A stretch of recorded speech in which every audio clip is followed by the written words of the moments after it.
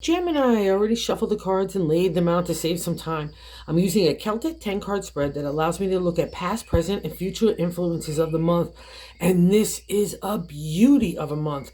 All the things that you've been hoping to fall into place, the new turn on the wheel that's taking place in your life is really starting to kind of materialize in front of your eyes. It's kind of like a rising dawn. Over the horizon, you can see those first rays of light. And the only kind of bummer to this party is your own thinking and reluctancy to leave the past and move into the future. You realize something has kind of been dying off for a long time now that has needed a radical shift. Some of you have taken that kind of leap by force or by on your own volunteer nature, but those little still aspects, those kind of loose threads that still need to be tied up, and maybe some of them are big issues as well, but I really need you to confront that and look at it in a positive light to where that change can happen for your betterment, because God's kind of laid out the red carpet for you right now, and I don't want you to be lingering behind, okay? Because it's all starting to happen, and I want you to take full advantage of it. Let's get into why I'm saying it. So it starts off in the significator placement, the general gist of the whole overall reading. We have the Two of Wands. That's where imagination, inspiration starts to take off in the creative. New ideas get ignited, and they start to have a foothold here too. And what's nice is not only maybe you have some props about you and accomplishments from the past, but you get to apply all that in a way with new energy that's exciting and thrilling, and enthusiastic, where I guarantee some of that energy has been lacking for so long. And that's the first key. So anywhere you kind of get tickled in your heart and your spirit about these new possibilities, that's the first breadcrumb from God, saying, let's go down this path. And you've learned some stuff from God in the universe as well here, Gemini, okay? Because in my day, the Two of Wands, which is you, two twins, too, so that's even an extra favor when I think about it. But you're coming out of the dark cave of enlightenment, emotional, spiritual, mature growth, okay? You take the universal message of God, and I make it a material reality. There's something here special for you to be of service, for yourself first and foremost, and then to those you love, and maybe to the outside world. Whatever it is, you really need to respect that kind of thing that's happening in you as well, because God just didn't put you through the stuff to say, ha, Gemini, I'm just wanting to mess with you I mess with you to grow. I mess with you to enlighten you, to make you stronger, to have that confidence to make those changes in your life and to move forward and to believe in the new possibilities, to have that faith, that deep faith, to move forward in kind of grace and divine order. That's what's on hand here, and there's a reward for that, and that's what's on hand here, okay?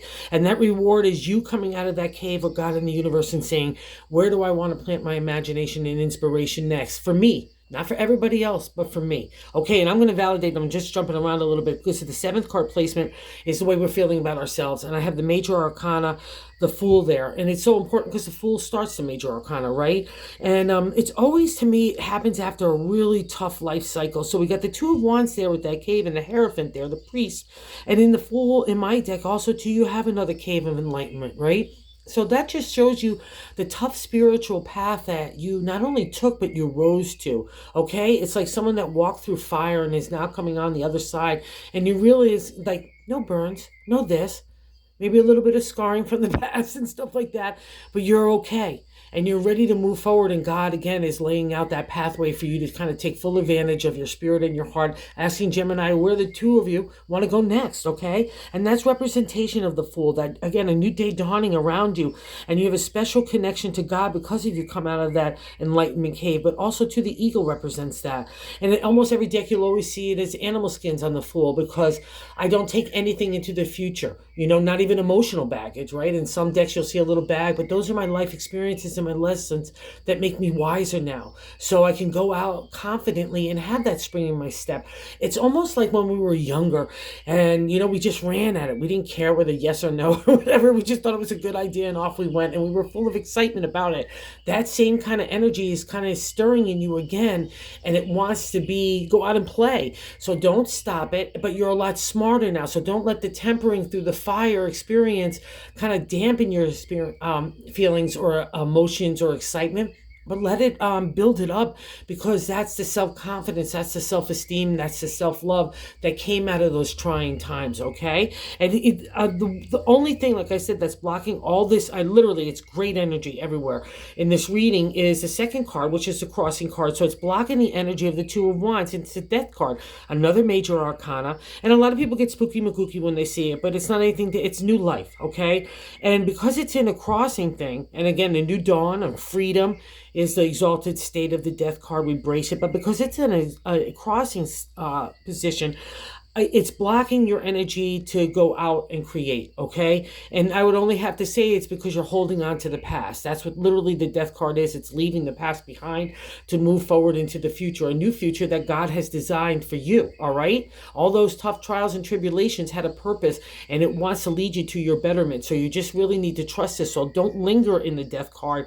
Let's move forward, because we could even mourn it like old friends, like maybe some friends in people's situations had to go by the wayside in kind of the road trip of Gemini for a while. Some of you got divorced, other has broken partnerships and friendships, but it's all again for your betterment. As hard as it is to see, you rose to this occasion, and there's a reward for that. So let's go get it. And this is validated in the third position, in the God position to me in the reading.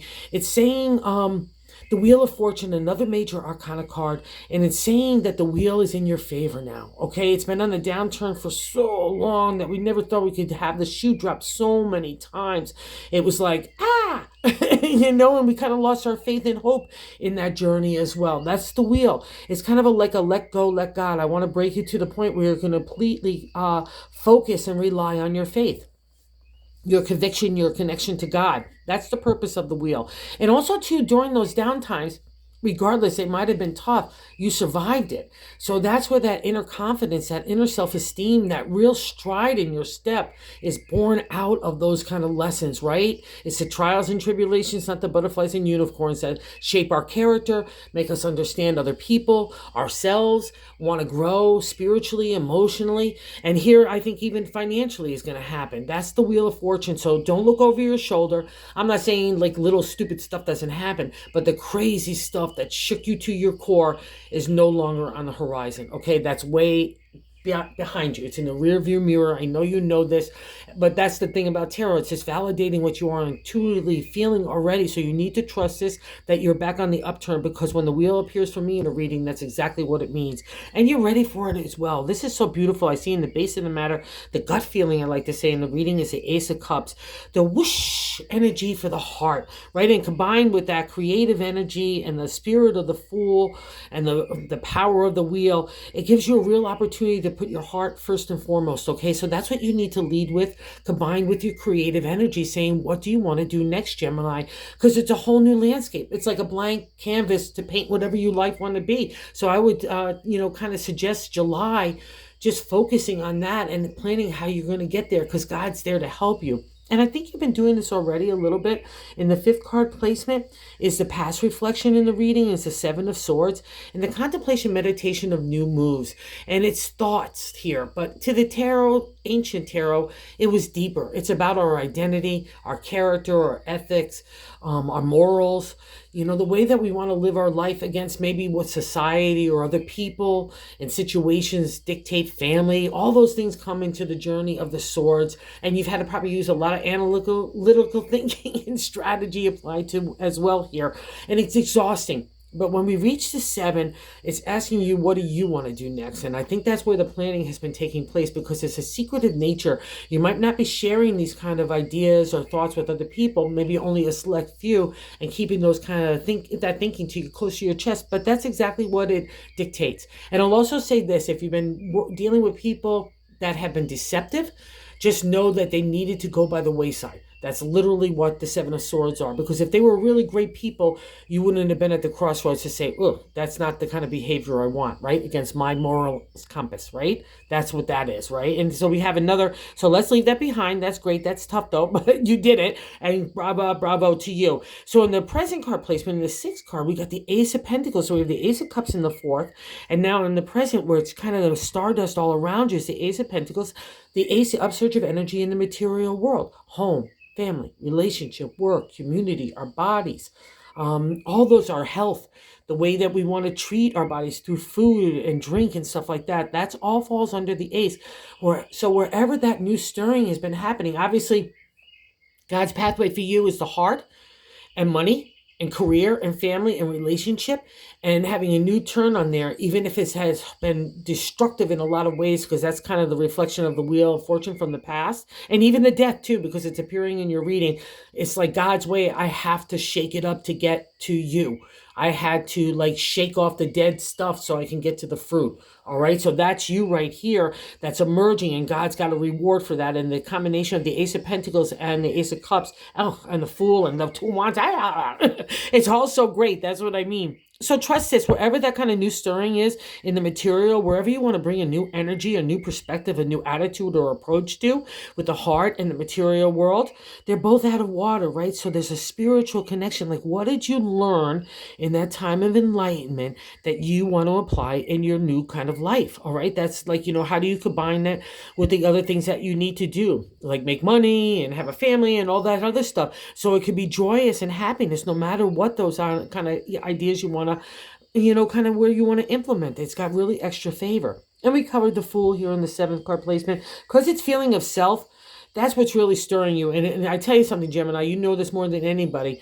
You are not going to be able to kind of suppress that flame in you. Once it gets stirred, especially with the heart and the ideas of money and the creativity and new things in the material world, anything's possible. And that's where the magic happens, because you guys, can take that idea and really start to formulate it to give a really good solid foundation to build upon, to really execute it, not only for a critical mass, but to really serious materialize in the world. And even legacy too, I'll go there as well, that you guys have that extra favor. And I'm going to stick with that as well too. Here in the 8th card placement, how other people view you is the 4 of Wands, which literally, another thing about it, is the foundation in the area of the creative.